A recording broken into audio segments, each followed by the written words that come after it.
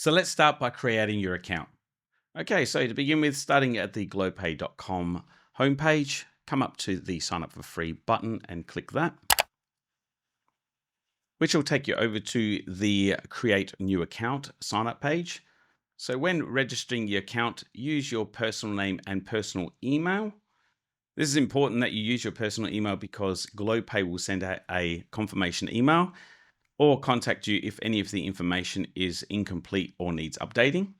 And also make sure you use an email that works and you have access to in the future. At the moment, you can only sign up as an individual person, cannot sign up as a company or an LLC or anything similar.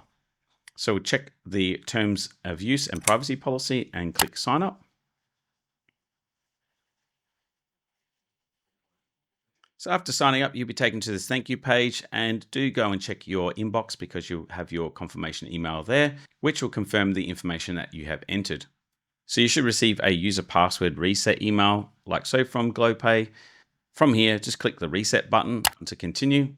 And if you haven't received this email right away, do check your junk or your spam folder. And once you've clicked the reset password button, you will be taken over to change your password.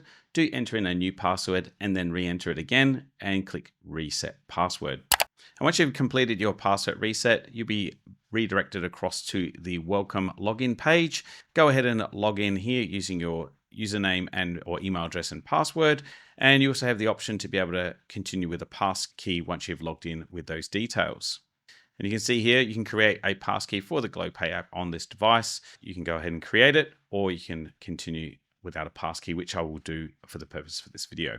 And then you'll be brought across to the GloPay dashboard. First things first is to come to the bottom left-hand corner and go to your account and start working your way through the account and settings, starting with your contact details and completing any details here that are incomplete. You can do that by clicking the pencil edit button on the right-hand corner. And then once you have that completed, you can click save.